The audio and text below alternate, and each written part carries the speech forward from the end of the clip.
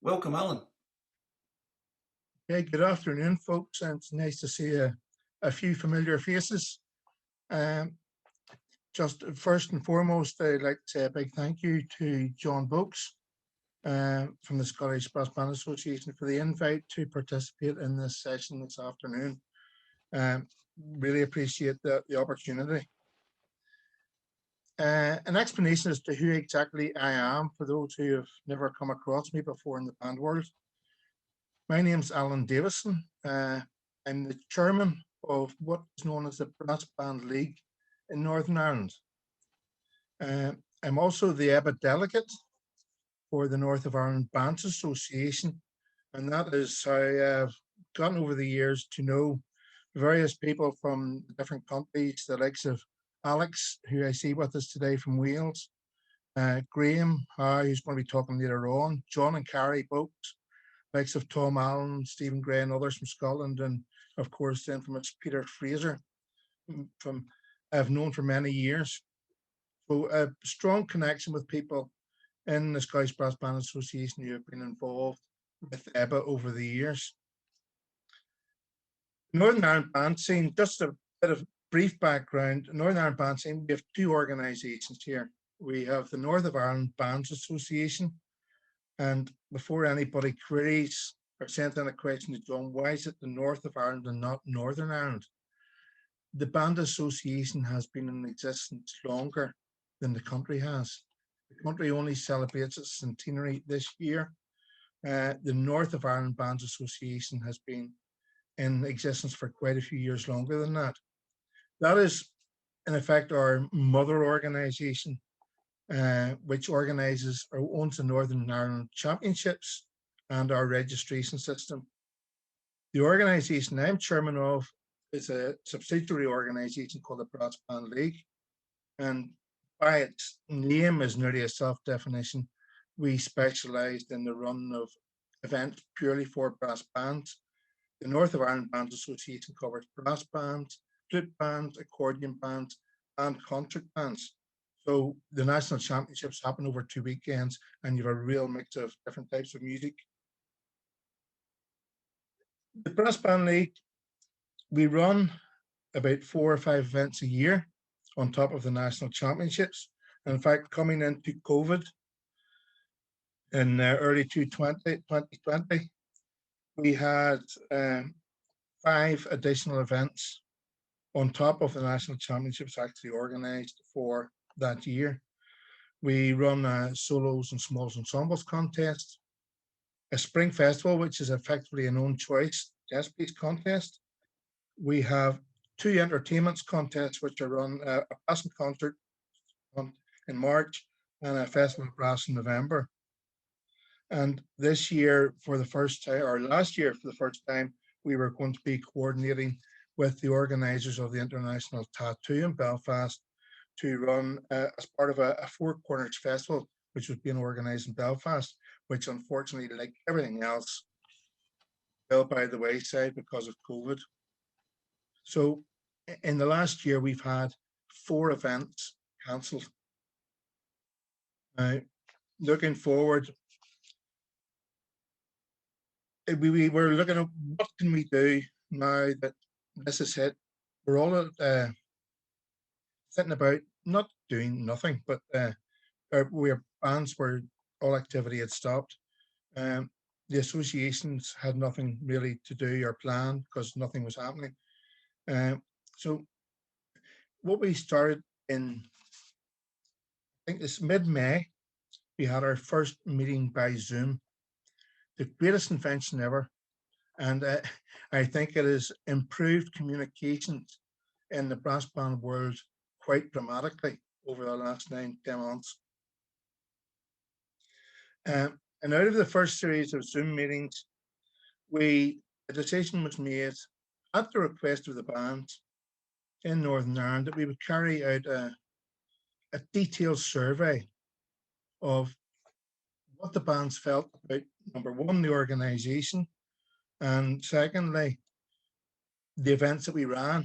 So we did a very detailed questionnaire for them, and we had 20. Now we only have 19-20 bands contesting bands and membership. But with 29 bands responded to the questionnaire, we encouraged unaffiliated bands to respond as well. And they weren't behind the door and being honest with us. Told us exactly what they thought of the organisation, what they thought of the events, and how they thought they could improve. The upshot of that is that we have now set up a series of working groups. We've gone back to the bands since the original survey came in, and it produced 170 pages of information, which we had to go through, sort out, and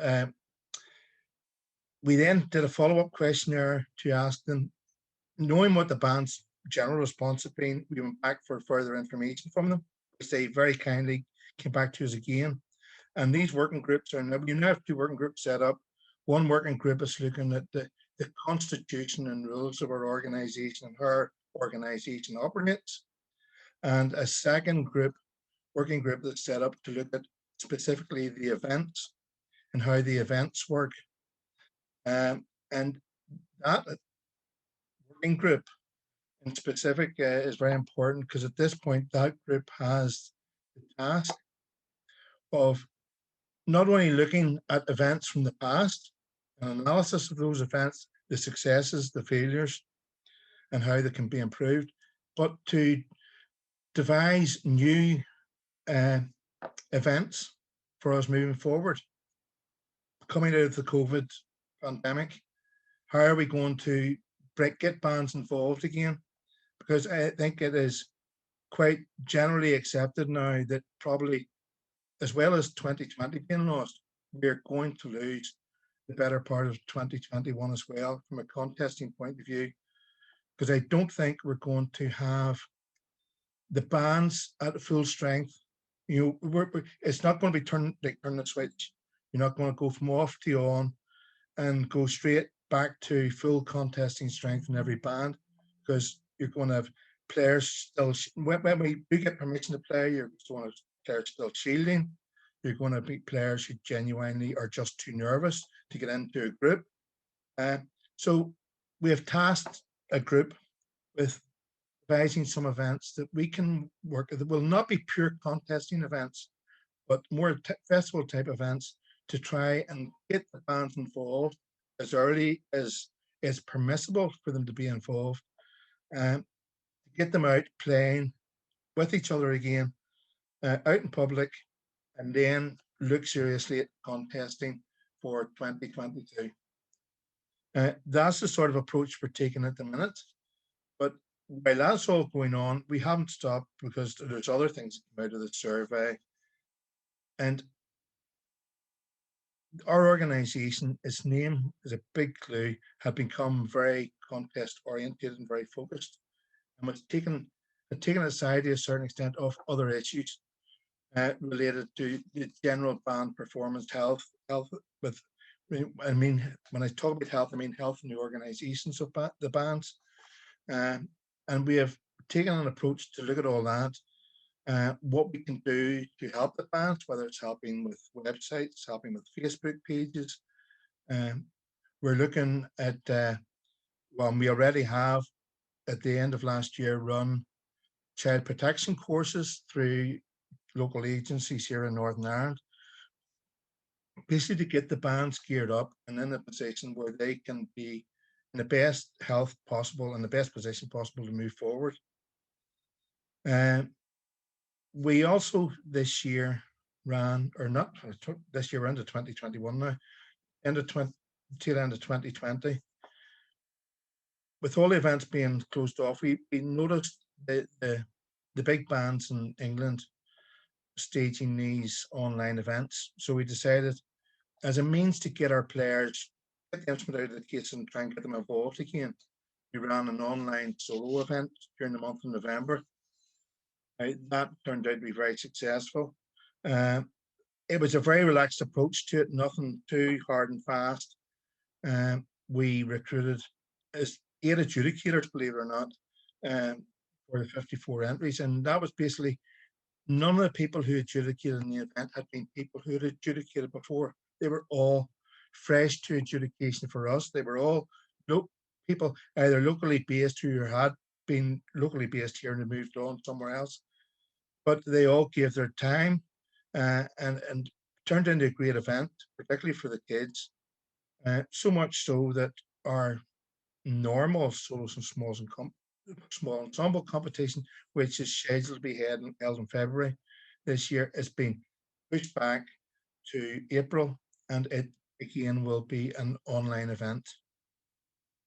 It was also very comforting or enlightening to see the success of Northern Ireland bands and competitors in some of the events run by the top bands in England. You had the Foden's soloist event where we had a Northern Ireland winner, actually a lady from my own band, Kelly Kaya, in the Third Carrick band, won the Foden's solo competition. And then the Corey online band competition, we had very good representation across the sections in the Corey competition, and Downshire Brass from Belfast were the winners of the first section, with a programme devised, written and conducted by their very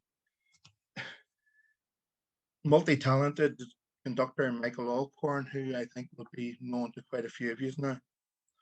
And Michael subsequently was recruited by Brass Bands England to run a seminar on online digital bits and pieces. The COVID pandemic itself and how we dealt with the COVID pandemic. If I talk you through just exactly the process, what did happen with us here. Back in the 6th of March, we ran it was over 2 days, the 6th and 7th of March, we ran what we call Brass and Concert, which is an entertainment contest which runs all day on the Saturday. But on the Friday night, we run a concert for unaffiliated bands or non-contesting bands, which again is very successful. And the event was a real success. But we were starting to get the first whispers about something bad coming in our direction. And on exactly a week later, on March the 13th, we made a decision to cancel our upcoming spring festival, which was planned for April. And that was on the evening of the 13th was the first time that I had a conversation, and I'm going to bring them into this conversation, even though they're not part of Celtic Connections, because of the importance of the organisation and the help that they afforded myself through the pandemic, and that was Brass Bands England. The first conversation with Brass Bands England took place back in mid-March, and they very kindly gave us permission to use information that they were producing and the top statements that they were making in the form of guidance to bands. And that's proved very helpful throughout the pandemic.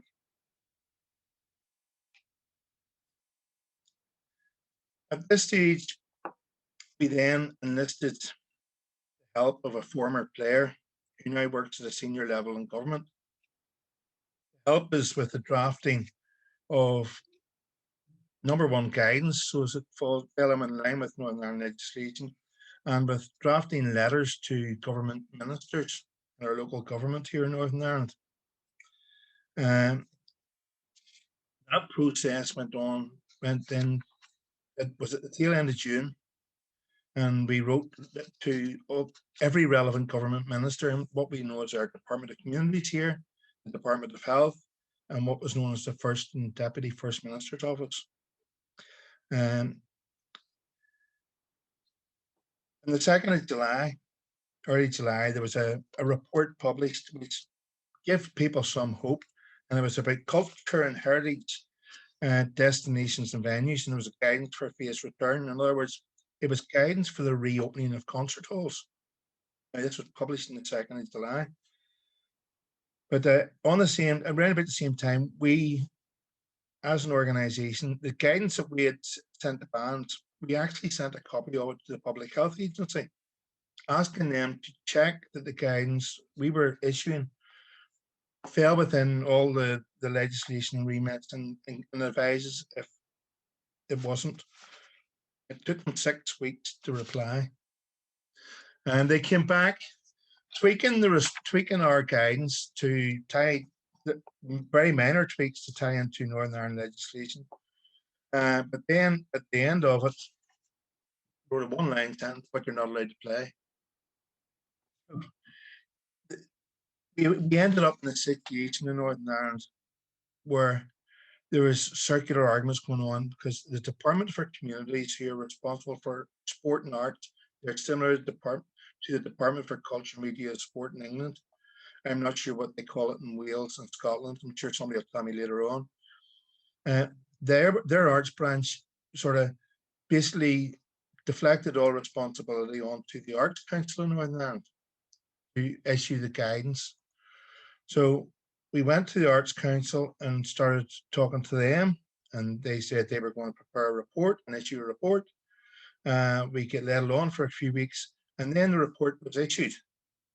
And the report was the biggest tactic job you've ever seen in your life, a cut and paste from stuff published in Wales, stuff published by DCMS in England, and particularly the section relevant to us in the brass band movement was just a straight copy of guidance that had been issued in England quite a few weeks earlier. That was fine. They published the guidance on the 4th of August. We thought, right, we're okay here, until you read it closely. And they spent 2.5 pages in this guidance booklet. It was over 70 pages, but 2.5 pages related to us. Then what we could do and how we could do it and when we could do it. And then there was a one line at the end saying because we were non-professional musicians, we weren't allowed to play. So forget everything you just read for 2.5 pages, you're still not allowed to play. So frustration set in big time. So at that stage, we established direct contact with people in the Department for Communities to try and find a way forward, to the point where we were volunteering our services to help them with any guidance they wanted to write or to issue. But it kept coming back to, we've deflected this to the Arts Council. DCMS in England were issuing revised guidance on an almost fortnightly basis. And Brass Bands England were able to issue new guidance to their bands on nearly a fortnightly or 3-weekly basis. Went back to the Arts Council, and they said, oh, our report isn't a live document, we can't change it. You're stuck with it. So to say there was a lot of frustration in Northern Ireland, which is a minor statement. So we effectively had to advise all bands that they had to stop all activities. And I think a quite big part of what the Brass Band League has done from about June on is really to try and keep all bands on board and not doing anything silly. And thankfully, all bands have bought into that. So what happened then was frustrations kicked over into November. In November, we went into discussions with Salvation Army. Salvation Army went into partnership with us, and we wrote to all the government ministers again. And we gave them a deadline to respond. They didn't respond. We went public with it, and we sent copies of the letters to every member of the Assembly in Northern Ireland. And within 6 days, all the permission was withdrawn, all the restrictions were withdrawn. The 2.5 pages that was withdrawn out of the document was revised a half page. Then basically you can do whatever you like, as long as you stick to the general rules as regards groups in Northern Ireland. So our task at the minute is, now that the chain's been taken off, is to try and control the bands, that they don't do anything stupid, and try and be sensible about it. What we had originally asked the ministers for was a phased return to 6, then to 15, then to 30.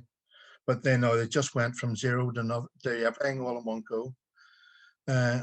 That's the position we found ourselves in, but just trying to control it and control the bands. The thing about it is that because of the dates, the bands did get about 2 weeks of Christmas carols. So in small groups on our advice, and we're advised not to do anything silly.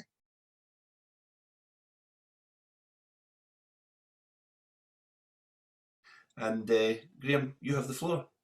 Super, thank you, John, and thanks for the invitation as well, and thanks to Saba for this initiative. It's great, I think, to be able to share our woes, as it were, but also share some of the good practice that's happening in other areas, and see if we can learn from that and build on it, so we don't all make the same mistakes, as it were. For those that don't know me, I'm chairman of Bury Porttown Band in West Wales. Through that, I enjoy the privilege of being a board member for TCEV.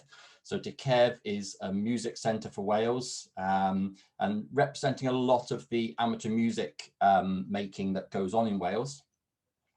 From that, I'm also a delegate for the European Association, delegate for Wales, and it's through that I have the pleasure of being friends and meeting people like Alan and Carrie, etc.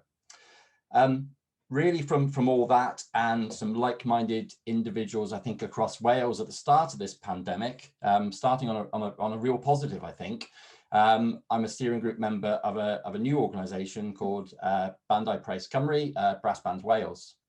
It's got a simple focus to support, develop and promote brass bands across Wales. In Wales, as Carrie and Alan probably know, I've mentioned to them on when we've met through the Europeans, 3 or 4 different associations across Wales, numerous organisations running contests across Wales. I think there's 5 associations that all run a contest each.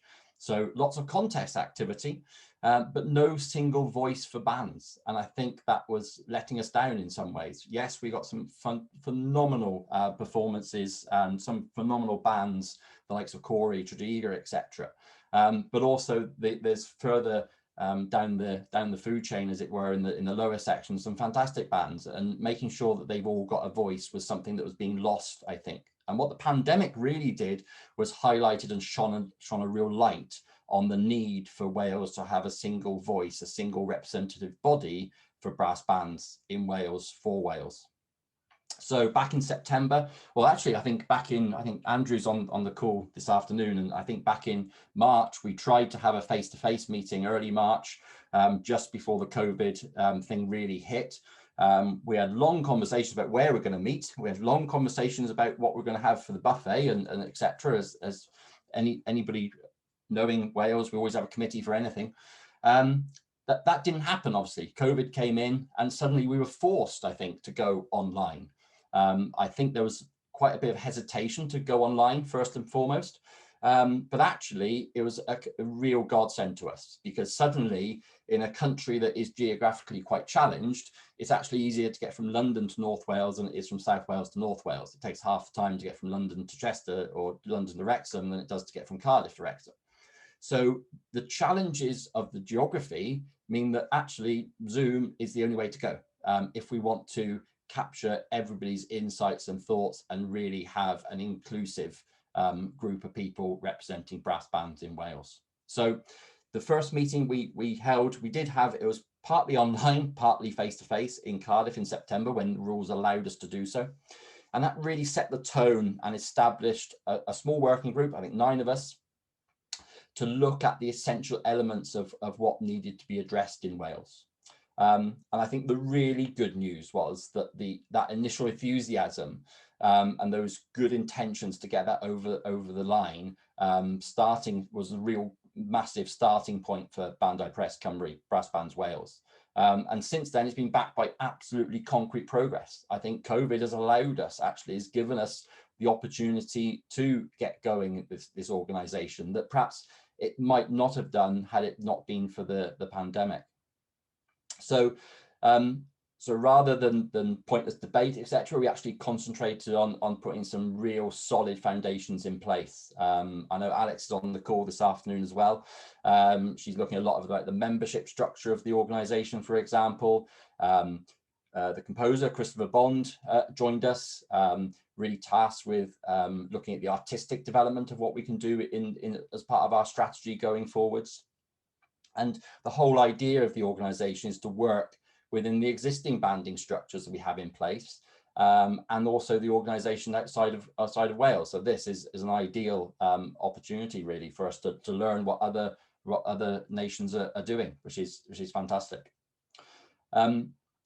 So I think Andrew really, Andrew Jones really laid out where his views on what we should be doing and how we should be moving forwards, and that's really become part of in those discussions and dialogues that really formed the basis of our 10 by 10 by 10 strategy. So what we're going to deliver in 10 weeks time, what we're going to do in 10 months time, what can we do in 10 years time, and try to give some focus around the strategy of how we're going to work. So I think that the whole COVID thing, what I take from it is the fact that we've able to get this group up and running, which has been absolutely fantastic for Wales, and going forwards in the future when we come out the other side of this, I think really a huge thing for Welsh banding, because I think we said in our own band, my own band, that we wanted to come out of this pandemic stronger than when we went in. This is an opportunity, and some of the thoughts that my colleagues on Brass Band Wales have mentioned is that lots of bands have engaged with upgrading their facilities, re-looking at their music repertoires they've got, looking at their instrument provision, etc. What can we do to improve it? What else can we do? In the times when pre-COVID, or as I said, I think in the meeting yesterday, 2019 BC, before COVID, we were so busy rehearsing, preparing for contests, concerts, etc., that some other things got missed. So actually it's picking up some of that stuff now as well. I think in Wales during the COVID, in some ways there's been a lack of information from Welsh government in terms of what we can and can't do. There's lots of there's some misinformation. There's some lack of information, and equally I think with the Arts Council, very welcome Arts Council funding for bands to be able to get through this pandemic. But there's also a dichotomy of where you can get funding to enable you to have COVID safe rehearsals, but then you can't actually come back to rehearsals either. So you go through all the planning, right?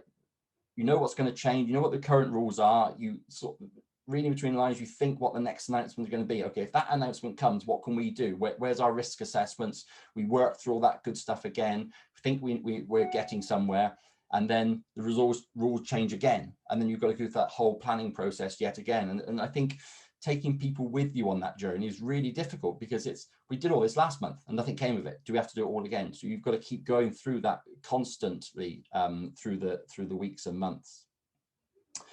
I think the funding from the Arts Council has been really welcome, that without any shadow of a doubt. And I think when we do get back to some form of meaningful rehearsals, then that is going to be absolutely vital as we go forwards.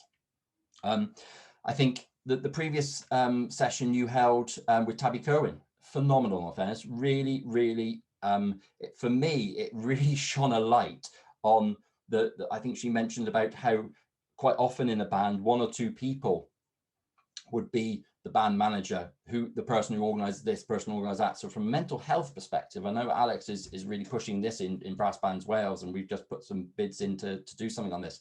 I think what we can learn in terms of mental health and have that positive mental health in a band is really important, having that network of people as well. So I'm thinking that these types of events are really helpful for us. I think, so moving on the challenges of COVID, when we come out of this, one of our main concerns is stage readiness. Our band's actually going to be ready to go back on a stage and perform. Yes, there's lots of mental health, anxiety issues around coming back to rehearsals. We're seeing at the moment where we actually got two sort of paradoxes. You've got the mental health issues of people not being able to rehearse, and you're also going to have mental health issues of people being nervous and anxiety about coming back to rehearsals. So there's the two things trying to balance. And if we get back to, when we get back to rehearsals and get back to performing, how are we going to be stage ready? We haven't rehearsed for 12 months. How on earth is that going to work? And I think planning and preparing for that is absolutely vital. I think that the whole lockdown, how bands return to rehearsal is quite unclear at the moment, and quite a worrying area. I think lots of bands are doing the online stuff, the quizzes weekly, trying to keep some sort of regular pattern around those normal rehearsal nights.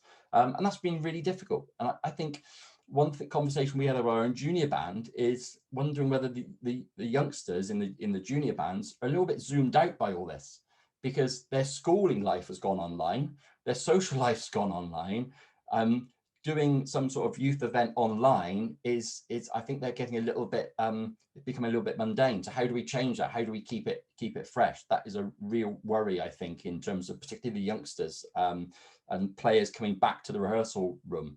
I think it's gone on so long now. I think we're all probably so interested and so keen to get back to rehearsing. I'm hoping that's going to take us through. But equally, there are going to be people who perhaps haven't missed it quite as much as they thought they might have done. And are we going to lose players through this? So getting back to meaningful rehearsals, I think it is absolutely vital, and how we prepare for those performances.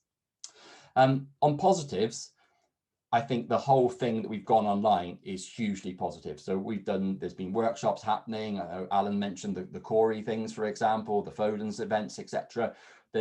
I think suddenly it's knocked down walls and barriers between bands, and suddenly we're not competing, but what can we do together? I think that's a massive step forward, I think, using the technologies. Christopher Bond mentioned to me about how their band organised a social event, and they actually dropped off prizes on the doorsteps of individual players as they went round. So there's lots of things. People have been really creative on how we can use technology and how we can partner with that and actually move things forward. Or those virtual awards nights, for example. And also, I think Christopher mentioned the recent Association of Brass Band Adjudicators meeting, AGM. They had more people at their AGM than they've ever had before, because it was on Zoom, because it's so accessible. So suddenly these benefits, I think, are something we've got to keep hold of as we come out of COVID. For my own band, moving committee meetings online was a no-no before COVID, but suddenly everybody's interested in doing that way, and suddenly we know it now, it works, so we can carry on doing that. Finally, I think in terms of the big news from Wales is that we've got this organisation, Brass Bands Wales. That is huge for us, I think. And already, I know Andrew Jones has got a meeting coming up with Alex Davis-Jones, the MP for Pontypridd, where Corey reside in her constituency. She's got a bit of a brass band background, in all fairness, but she raised in the House of Parliament the issues of Brexit. And how that affects bands traveling to Europe to perform concerts and competitions, etc. So because of that, I think that's sort of like gone out of the spotlight a little bit because of COVID, the implications of Brexit. But having now a national body in Wales that can represent banding in Wales is fantastic. So I know that the Four Nations and her are meeting later in February to discuss how can we move forward with bands performing and traveling to Europe and etc., and coming over some of those obstacles that suddenly have appeared in front of us. So for me, yeah, COVID has had many challenges. I think for brass bands in Wales, it's got many challenges, but equally there's some real positives that we can keep hold of and take forward into the future as well. I think I'll probably talk for enough. So giving Carrie a little bit of time left. Yeah, I guess there's going to be some questions and answers and such like afterwards. Thank you.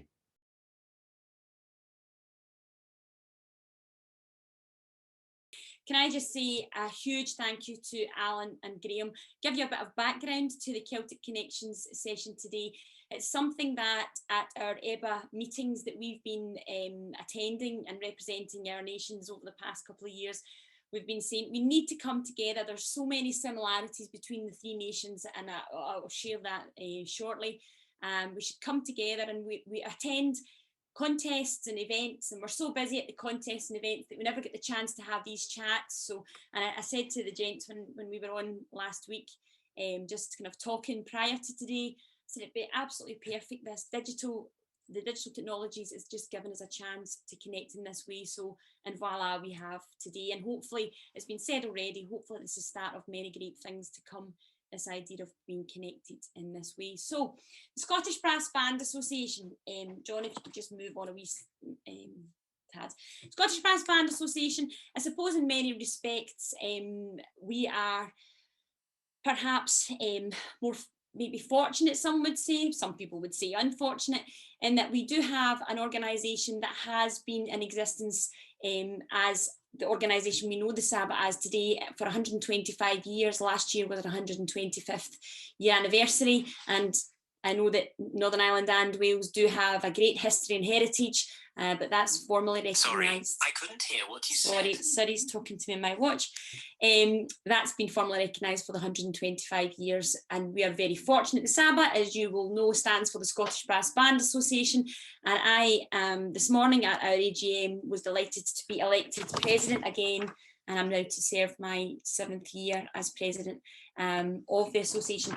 We are made up, and our job and duty is to serve our member bands. You'll see from the slides there that we have a mixture of bands in our association who are all members, senior bands from the 4th section right the way up to a championship section, our youth bands, and there are 38 youth bands. We also break down into contesting and non-contesting bands. We do have at our Scottish Championships, which is the capital regional qualifier, that it happens in March. We did have in 2020 54 bands that competed, but we have a kind of pathways event that's newly introduced, which is for non-contesting bands, and that can range between 3 and 6 bands. 4B section, if you know of other countries around the world that maybe have such a kind of parity. But we are trying to include our bands in as many ways as we can. So that's our bands. Our volunteers are our strength, and that's what I suppose gives us parity with Northern Ireland and Wales at the present time. We have 4 trustees. In our constitution, we have to have an executive committee. The executive committee is voted every year, and our trustees are voted on every 2 years. We have a registry, which I know has been mentioned already. Our Scottish registry is certainly a diamond for us, and all players that participate in contests need to be members of our Scottish registry. And we have a child protection officer who volunteers, Caroline Farron, for those of you that may know her as the Whitburn Band, and she volunteers and holds that position for us.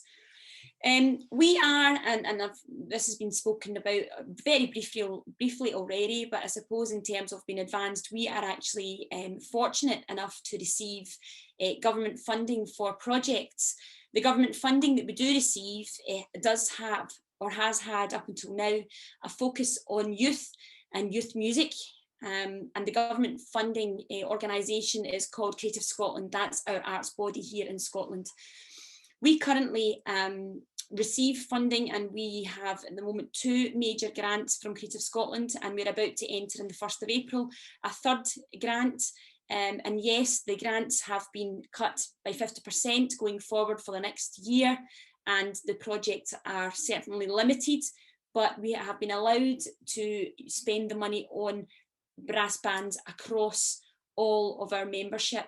So it will not only include youth, but the organisation can include senior players, given that we are quite unique as a musical genre, and that we are very much, and I'll come on to this later, cradle to grave, and we have young people and old people alike playing together in the one banding family.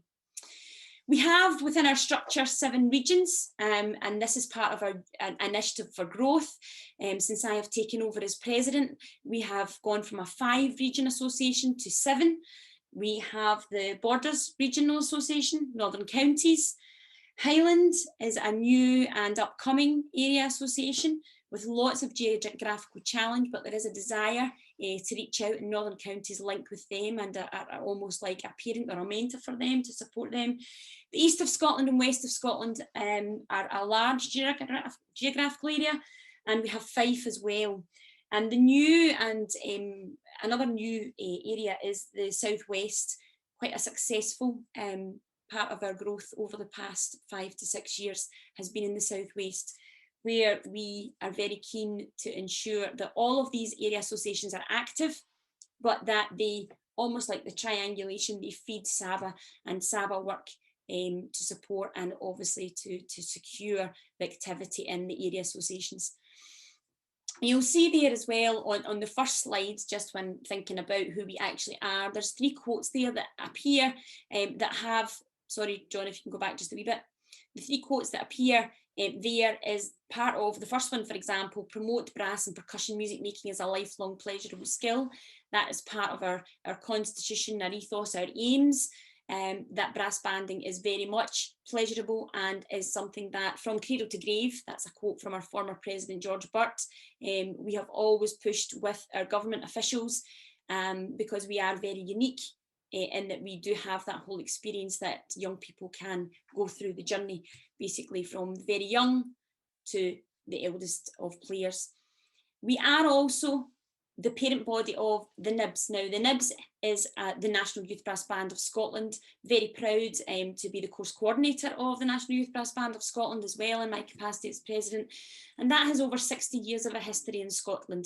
And very much since taking over in the past decade, the National Youth Brass Band of Scotland from SAMA, the music amateur making body that used to exist, they have folded since.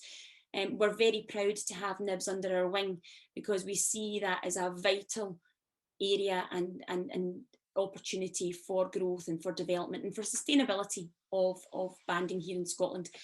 And I know it's been touched upon by Alan and by Graham already, but banding has to be more than a contest. You can't exist solely just to compete. And I think that that is where we have grown and tried to be innovative over certainly the time that I have been involved in working in the committee and working on stage at contests.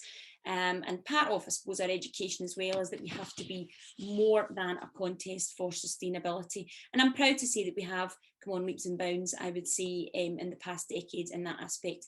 John, if you could move on to the next slide, that would be superb. Thank you.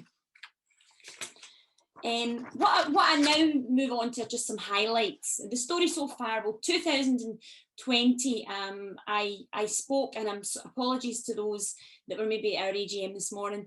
I actually spoke about some of these highlights, so forgive me for repeating myself. But again, as a president, I'm very proud and passionate about what we did achieve last year. Last year, prior to COVID, we held our Scottish Solo and Ensemble final in Livingston in the Howden Centre. Prior to that, our area associations organised their own regionals, and then they sent 3 or 4 players to that final. We were able to, unlike London and Southern Counties, hold our Scottish Championships. It's very sad to see some of the restrictions in place in March, but we were fortunate enough to have our Scottish Championships. That event is actually also the Capitals Regional Qualifier as well, that other regions within GB will be aware of. So not only are our bands qualifying for the finals in Cheltenham or London, but they also are crowned Scottish champions. Moving online, following the restrictions of COVID, we found ourselves looking at things virtually. We did have funding in place from Creative Scotland, and they were keen for us to try to find new and innovative ways to still deliver events for our bands people who, let's face it, the music and arts have been tragically hit over the past year, and they wanted to still ensure that we were keeping connected with our members and our young people and our community. And so what we did do, and this was part of our 125th anniversary anyway, was to have a learning roadshow similar to what we are having today, but we moved that to an online event. And it was really successful. We welcomed Tabby Kerwin, and we welcomed Jack Nissen. We welcomed Les Niche to talk about performance as well, and it was well received because, again, the geographical barriers caused people no problem. People were able to stay in their slippers and their joggies and their jammies if they like, leave their cameras off, and listen and to be connected virtually and digitally. We also, with funding from Creative Scotland, we did deliver an online youth festival, and that is part of the Scottish Festival of Brass. Unfortunate not to be able to deliver our Scottish Open or Challenge in Perth Concert Hall, but the youth festival went online. And as I said this morning at our AGM, there was a feeling of hope, and there was a feeling of success and celebration. The bands that were really apprehensive were supported by John. John connected with them individually, coached them through if need be. We have people who have skills in IT and could support our young people and support our conductors, and support them with repertoire and all sorts of things that we really hadn't thought about. And the production itself was broadcast on our SABA YouTube channel on the 29th of November. Chris Bradley was the mentor that day. He gave all bands feedback.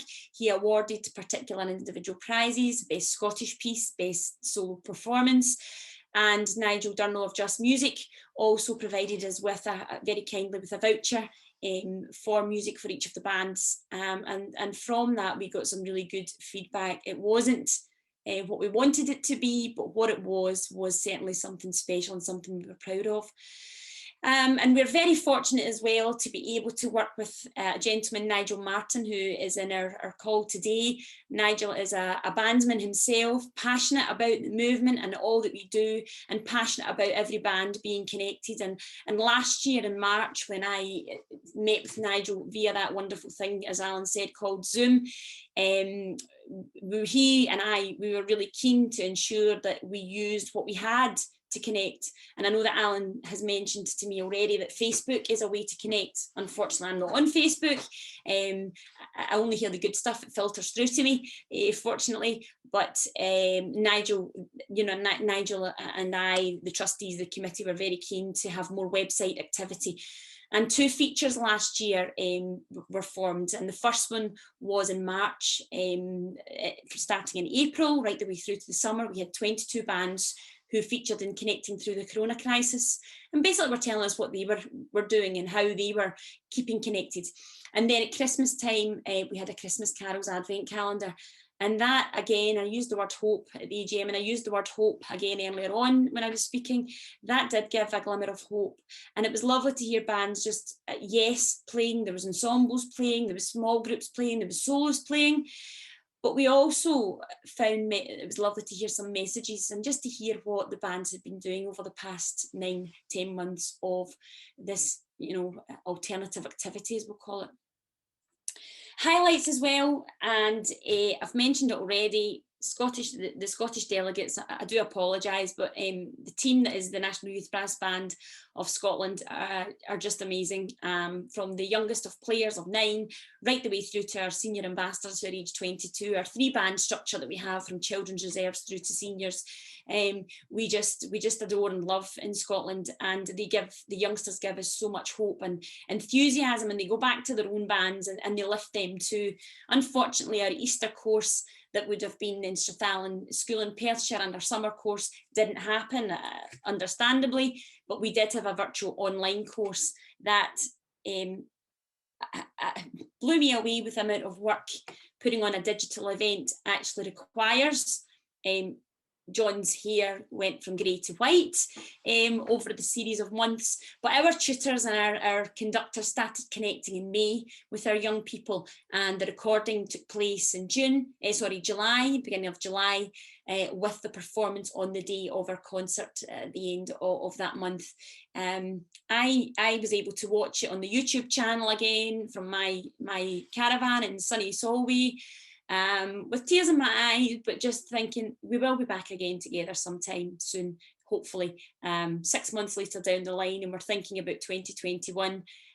Who knows what the next 4 or 5 months will bring. We're taking a day at a time, but we do hope that we can bring our nibs together in some way in person, but we'll just have to wait and see. Again, it's been mentioned by the gents, one of the highlights has been attendance at executive committee meetings. I know my own band that I attend, we've found that we've had a full attendance at our committee meetings, and we've had quite a lot of activity as well in my own band. The online engagement on the website and an online engagement on our Facebook, our Twitter, social media pages, even connecting with our press as well, who are really supportive of all that we do, and we thank them for that. We've found has been excellent this past year. And long may that continue. One of the other things that hasn't been mentioned already, although it's been touched upon, is this idea of being band ready. And this is something that I reckon it's really common, and it's a question that I think the Celtic Connections will be able to lead on potentially going forward. This idea of COVID recovery. We're very much at SABA an inclusive organisation. We don't want anyone to be left behind, and you know that we have to cater for all different levels of banding, all different ages. Shielding was mentioned earlier, so there's lots around that we need to give real thought to. But one of the positives has been that we've noticed bands have, when they were able to get into band halls, they have tidied them up, they have renovated and decorated them. The community asset transfer scheme in Scotland has successfully given a couple of bands an actual permanent home, working closely with their local authority. Some band halls sadly may have been lost, and we're still not fully aware of the full effects of the actual buildings themselves. But some may be gained, and that's something that wherever you may be, you know, across the Isles, it's something to consider if that is something that you have a skill set in. Reaching out just now and finding out what your home could look like is something that is a project that is certainly worth investing in. This idea of being band ready as well is something that through our brass band social media and our website, Nigel Martin and myself, we've been very, very keen to try to focus on, because let's face it, there have been many hurdles over the past year in the banding activity, and I'll move on to talk about the hurdles just now in the next slide. And our hurdles, and I call them hurdles, there's executive committee members and actually my team at NIBS would laugh at me. I don't have challenges. We don't have problems. We have hurdles in SABA. In my book, it's all about the psychology, and hurdles can always be overcome. And let's face it, if we don't overcome them, just not smash them down and get on with it anyway. I jest. The hurdles really has been mentioned by Alan. It was very clear in Scotland, the message from March when we went into lockdown on the 20th of March. Health had to be the number one priority. Our First Minister, Nicola Sturgeon, has stood up every day almost and delivered the message. The non-essential travel and avoiding all unnecessary contact with one another has been stressed repeatedly. And when it came to the message from SABA, it was very, very clear that we were telling everyone at all times to follow government guidelines. The yo-yo effect for us, I know Alan, they were able to play at Christmas. We never really got to that point here. Whether that's a good thing or a bad thing is certainly for another day, because you all want to come out of things together safely, and you don't want to go back into a lockdown, or you don't want there to be negative effects. So we as an executive, actually, and as a group of trustees, we were very cautious, to the point where the questions that we probably were receiving, we just reverted back to the government. And I did try as president, and I worked in conjunction with Making Music UK and Making Music Scotland, Alison Reeves there, we're closely connected with, to try to approach the government in July when things looked brighter, and we did compile a letter, and it was sent, and the response really, we received nothing back. I did try to debate on debate night in Scotland and the television programme, which you may have seen, with Fiona Hislop, who is a good friend or has been a good friend to SABA, and has given us at least answers in the past, and has supported us, and actually attended Perth Concert Hall, and I have sitting next to Fiona, and she has spoken very highly of brass bands in Scotland and how inclusive and progressive we've been. We never got any answers there, and even writing to her, we're still awaiting answers from the Culture Minister. I have been part of interviews in BBC Radio Scotland, but still the frustration probably in 2020 was the fact that we didn't have any answers.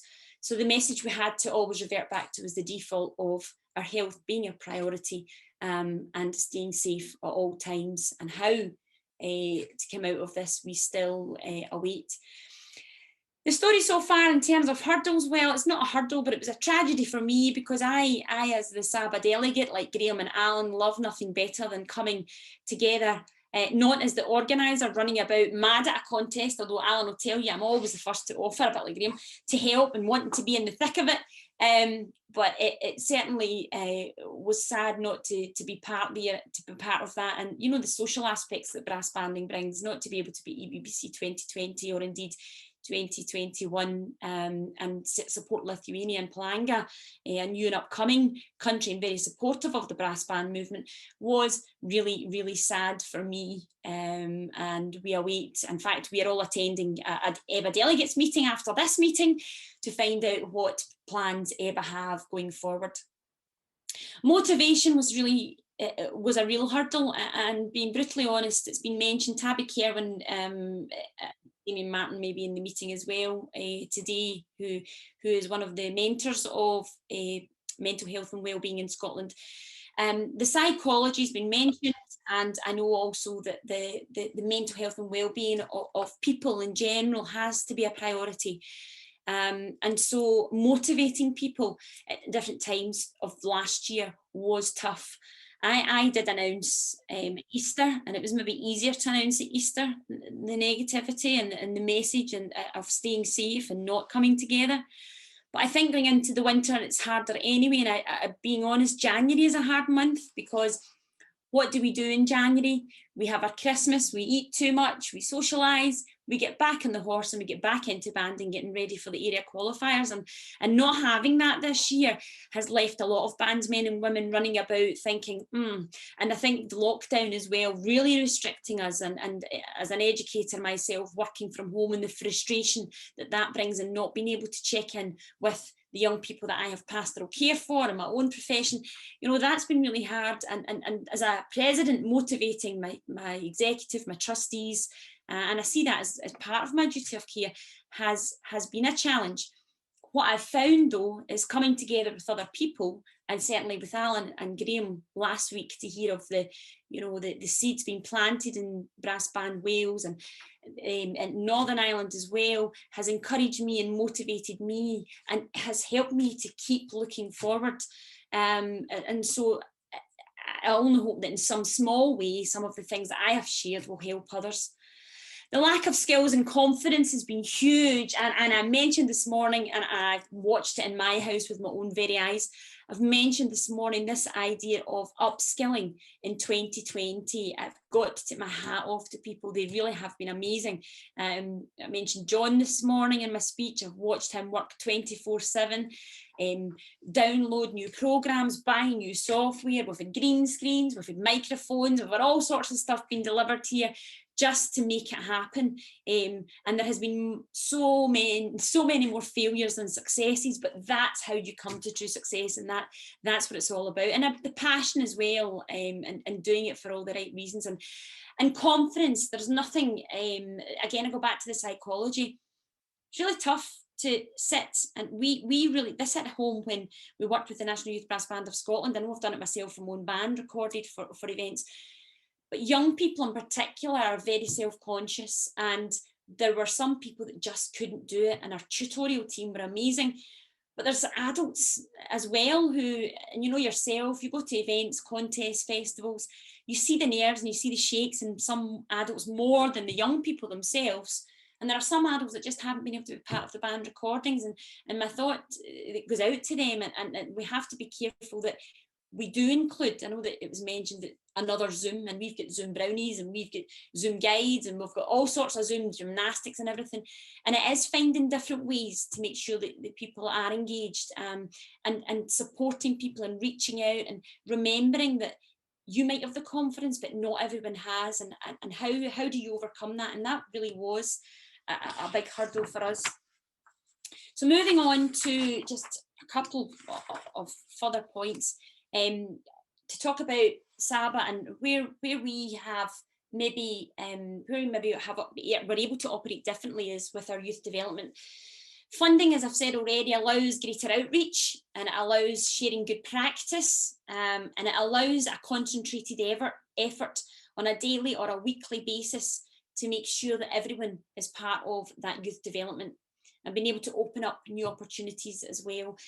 Collaboration is the key to so much. This is collaboration, coming together is collaborating, but looking at new musical genres, new opportunities. I know that Graham was talking to me the other week when we met, about a collaboration that he's got going with his own band, and involving not just the town and society, and just thinking out with the box. That's something that we, and even today, our learning festival, mental health and well-being, working with people to make sure that every need of the banding movement and the percussion as well are supported.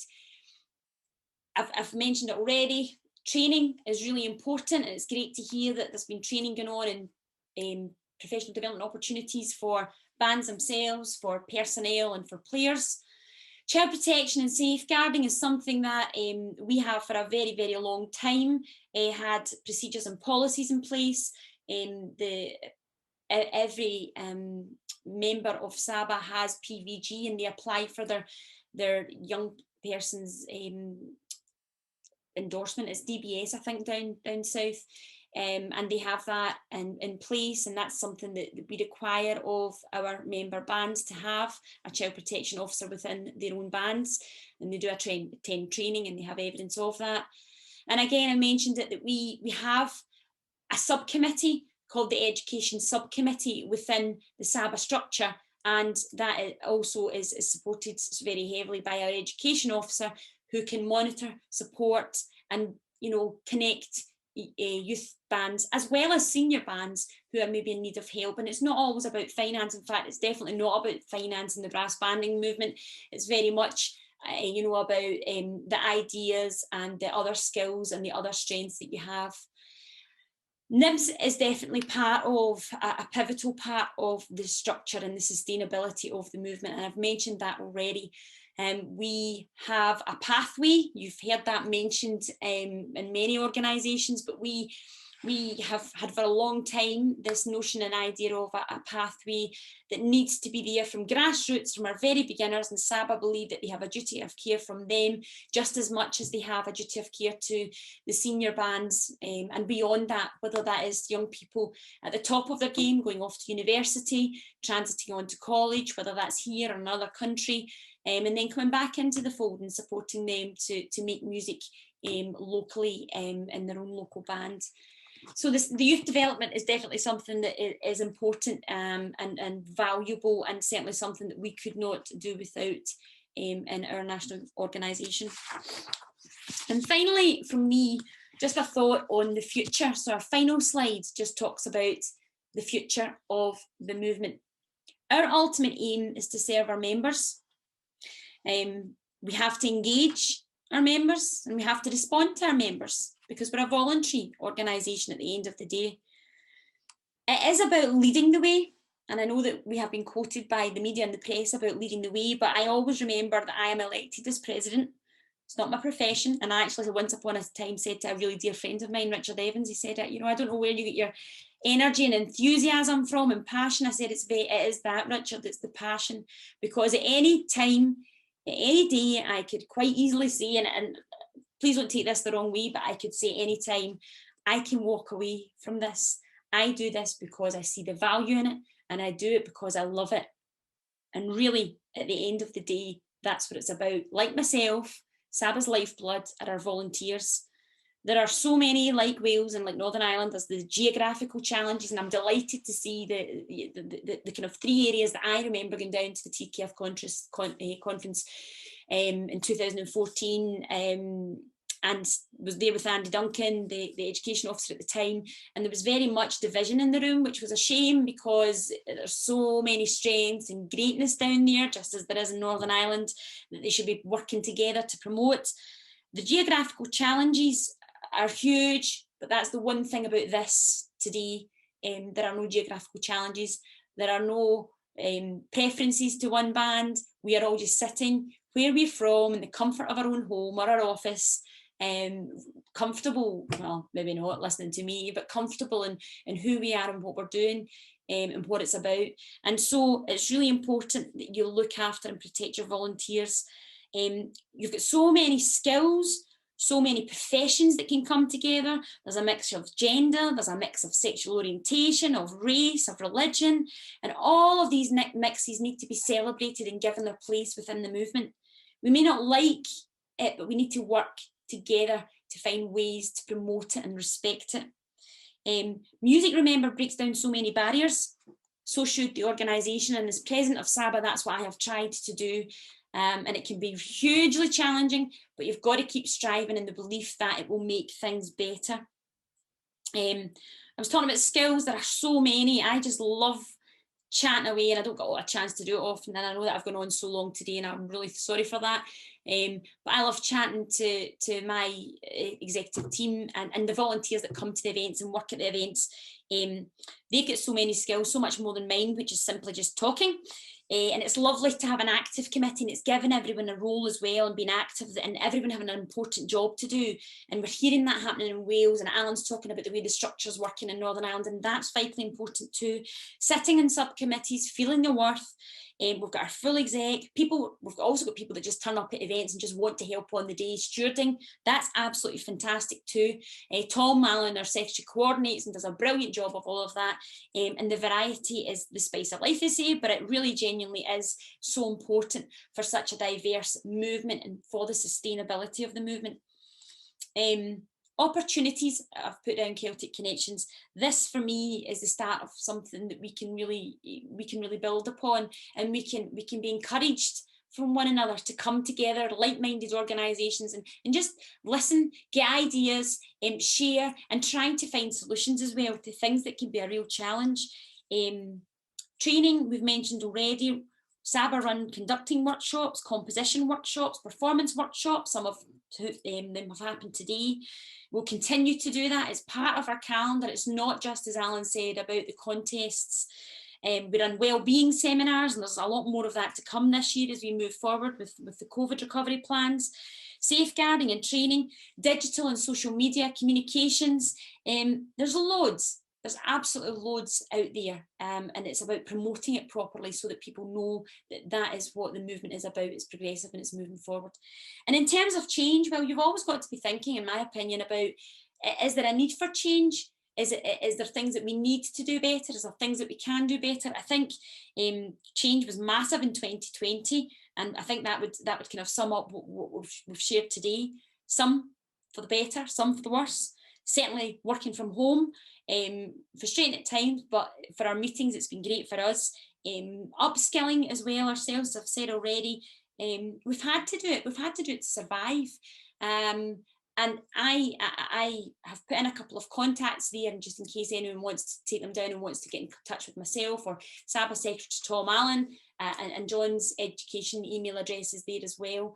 But thinking about the new norm for brass banding, yes, we talk about COVID recovery, but we have to, I think, take some of the positives from the past year and keep using them, because, as I said this morning, this phrase in blue that I finished with today, it's on our wall in the hall. We actually got a transfer of this during lockdown before, and we freshened up our, I'm sure you've all painted in the past year, and we found a spare weekend to paint, and we put the transfer up, and I just love that. And at the moment, I have told my delegates this morning that I have kicked off my dancing shoes and I'm dancing just now, and I hope that everyone will join me, because we can't wait. And we can't be negative. We can't wait for this all to pass. We've got to try and find things that will work and embrace it. And I think today, listening to Graham and listening to Alan, and my huge thanks to them, I think that that's exactly what we have done. And I think moving forward, there's so much more we can come together and do. But I think moving forward, there's so much hope for the future. And I thank them for the friendship, and for the inspiration, because truly your stories have inspired me. And John, just finally to thank you today for all that you've done, because I know that this concludes our learning festival today, and I hope that it's gone in some way to lifting the spirits of those that are maybe struggling. So I'll stop talking. I will apologise. I'll check how long I spoke for later. I'm sure it was longer than Alan and Graham. But thanks for listening, and any time anyone wants to talk, I'm more than happy to share my thoughts and ideas. So thank you.